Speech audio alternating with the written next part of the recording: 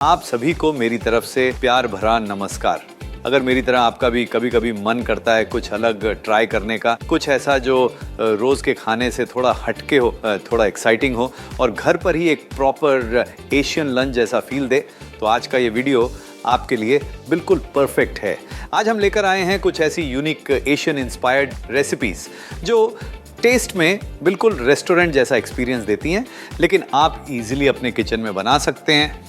और सबसे अच्छी बात यह है कि ये रेसिपी सिर्फ टेस्टी ही नहीं है, बल्कि सर्व करने में भी इतनी इम्प्रेसिव हैं कि अगर घर पर गेस्ट आएँ तो आप उन्हें आसानी से एक complete Asian style lunch experience दे सकते हैं। तो चलिए शुरू करते हैं आज की इस फ्लेवरफुल जर्नी को। तो चलिए शुरुआत करते हैं आज के एशियन लंच एट होम का एक इंटरेस्टिंग पार्ट, एक ऐसी डिश के साथ जो सिर्फ डिलीशियस ही नहीं बल्कि काफ़ी यूनिक और फन भी है। मैं बात कर रहा हूँ नूडल सैलेड की। ये एक ऐसा परफेक्ट कॉम्बो है जहाँ आपको मिलती है दो चीज़ें जो सबको पसंद होती हैं, नूडल्स और सैलेड, लेकिन एक नए और इंटरेस्टिंग एशियन स्टाइल अंदाज में। ये डिश बहुत ही फ्रेश और हल्की लगती है और हर बाइट में आपको मिलता है क्रंच और सॉफ्टनेस का एक अच्छा बैलेंस, साथ ही एक हल्का सा ड्रेसिंग जो सब फ्लेवर्स को अच्छी तरह जोड़ देता है। ये उन रेसिपीज़ में से है जो देखने में भी कलरफुल लगती है और सर्व करते ही पूरे एशियन लंच सेटअप को और भी इनवाइटिंग बना देती है।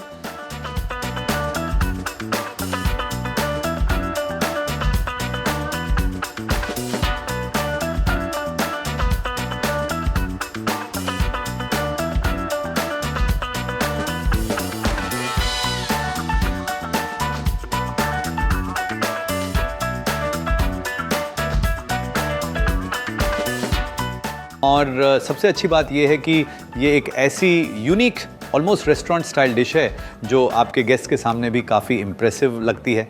अब आते हैं कुछ छोटी लेकिन इम्पॉर्टेंट टिप्स पर जो इस डिश को परफेक्ट बनाती हैं।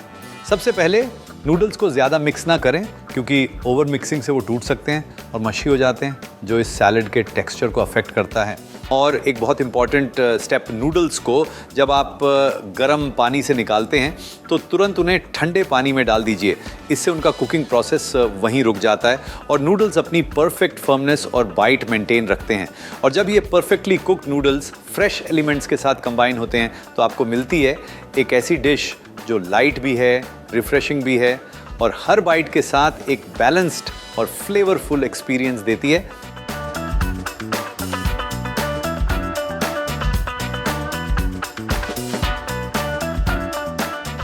और अब चलते हैं आज के एशियन लंच स्प्रेड की अगली रेसिपी की तरफ। एक ऐसी डिश जो देखने में काफ़ी सिंपल लगती है, लेकिन जैसे ही आप इसे टेस्ट करते हैं आपको मिलते हैं काफ़ी स्पेशल फ्लेवर्स। जी हाँ, मैं बात कर रहा हूँ हर गौ की।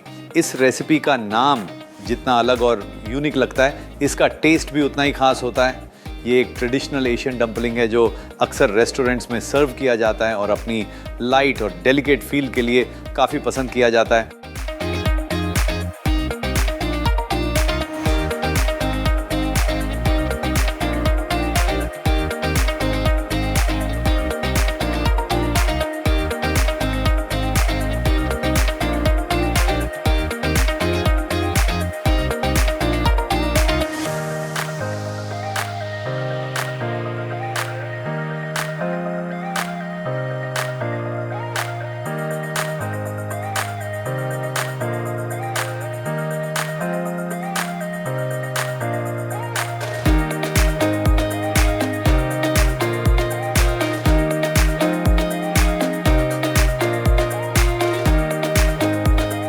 इसमें आपको मिलता है एक सॉफ्ट और हल्का सा आउटर लेयर, और जैसे ही आप बाइट लेते हैं अंदर से मिलती है एक जूसी श्रिम्प फिलिंग जो इसे और भी फ्लेवरफुल बना देती है।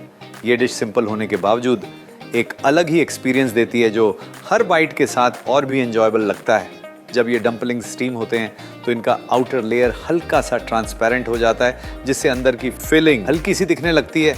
इसी वजह से इसे कभी कभी क्रिस्टल डम्पलिंग्स भी कहा जाता है। ये डिश देखने में जितनी सॉफ्ट और डेलिकेट लगती है, खाने में भी उतनी ही लाइट फील देती है।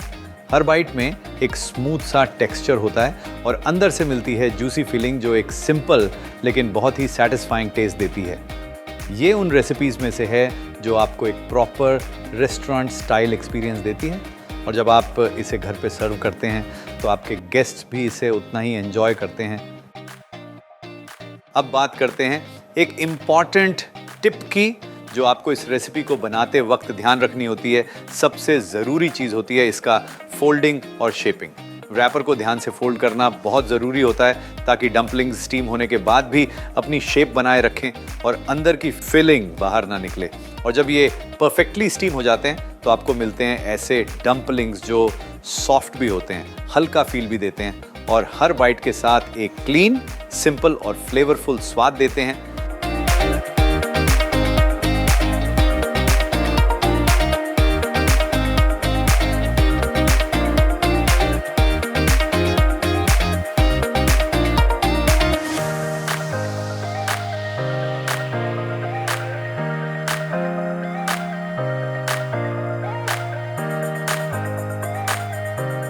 और अब चलते हैं आज के एशियन लंच स्प्रेड की एक और इंटरेस्टिंग रेसिपी की तरफ, जो देखने में सिंपल है लेकिन स्वाद और टेक्सचर दोनों में काफ़ी मज़ेदार है। मैं बात कर रहा हूँ एग राइस पेपर पार्सल्स की। ये एक ऐसी रेसिपी है जो ब्रेकफास्ट हो, क्विक मील हो या फिर लाइट स्नैक, हर वक्त के लिए बिल्कुल परफेक्ट है। बाहर से हल्की सी क्रिस्पी और अंदर से सॉफ्ट और फ्लेवरफुल ये पार्सल्स हर बाइट में एक अलग ही मज़ा देते हैं और आपके एशियन स्टाइल लंच सेटअप को और भी कंप्लीट बना देते हैं। इस रेसिपी की खास बात है इसका राइस पेपर से बना रैपर, जिसके अंदर एग और फ्रेश वेजीज का एक टेस्टी कॉम्बिनेशन मिलता है। और जैसे ही ये सब फ्लेवर साथ आते हैं आपको मिलती है एक लाइट लेकिन काफ़ी सेटिस्फाइंग बाइट, जो ना ज़्यादा हैवी लगती है और ना ही ब्लैंड। और सबसे अच्छी बात ये है कि ये रेसिपी बनाने में भी बहुत आसान है। आपको बस फिलिंग तैयार करनी होती है, राइस पेपर को हल्का सा सॉफ्टन करना होता है और फिर इसे रोल करके पार्सल्स बना लेने होते हैं। अब आते हैं कुछ इम्पॉर्टेंट टिप्स पर जो इस रेसिपी को और भी बेटर बना देते हैं। सबसे पहले चिकन और मशरूम्स को हमेशा छोटे और एक जैसा चॉप कीजिए और पार्सल्स फोल्ड करना भी आसान हो जाता है। और एक छोटा सा लेकिन बहुत इंपॉर्टेंट स्टेप, राइस पेपर को सिर्फ उतनी देर के लिए सोक कीजिए जितनी देर में वो सॉफ्ट हो जाए। आमतौर पर 1 मिनट काफ़ी होता है, ज़्यादा देर सोक करने पर ये बहुत सॉफ्ट हो जाता है और फोल्ड करते वक्त आसानी से फट सकता है। और जब ये पार्सल्स परफेक्टली रेडी हो जाते हैं तो आपको मिलता है एक ऐसा स्नैक जो क्रिस्पी भी है, लाइट भी है और हर बाइट के साथ एक डिलिशियस और सैटिस्फाइंग एक्सपीरियंस देता है।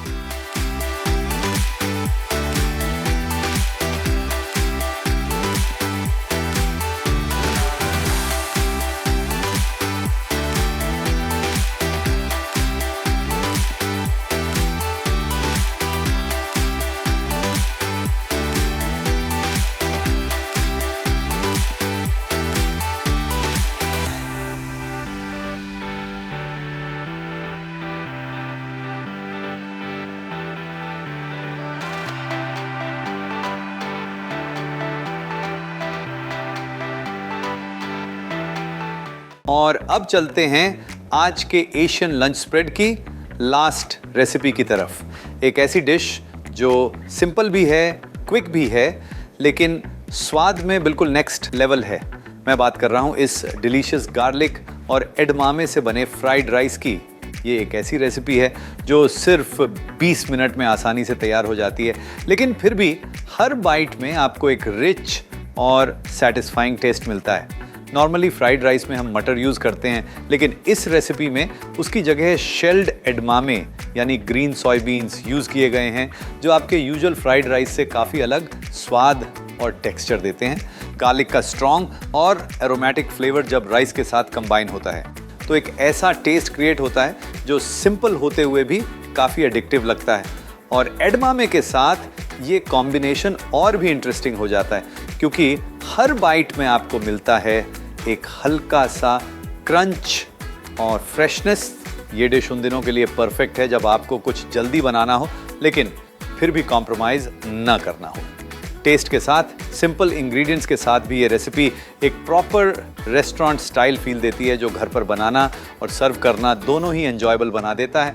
अब बात करते हैं एक इम्पॉर्टेंट टिप की। फ्राइड राइस के लिए हमेशा एक दिन पुराना चावल यूज़ करना बेस्ट होता है क्योंकि वो थोड़ा ड्राई होता है और इससे राइस मशी नहीं होता। और अगर आप फ्रेश राइस यूज़ कर रहे हैं तो उसे एक ट्रे पर स्प्रेड करके थोड़ा ठंडा होने दीजिए ताकि एक्स्ट्रा मॉइस्चर निकल जाए और फाइनल टेक्सचर परफेक्ट आए। और जब ये सब चीज़ें सही तरह से कंबाइन होती हैं तो आपको मिलता है एक ऐसा फ्राइड राइस जो फ्लफ़ी भी होता है, फ्लेवरफुल भी होता है और हर बाइट के साथ एक गार्लिकी सैटिस्फाइंग टेस्ट देता है।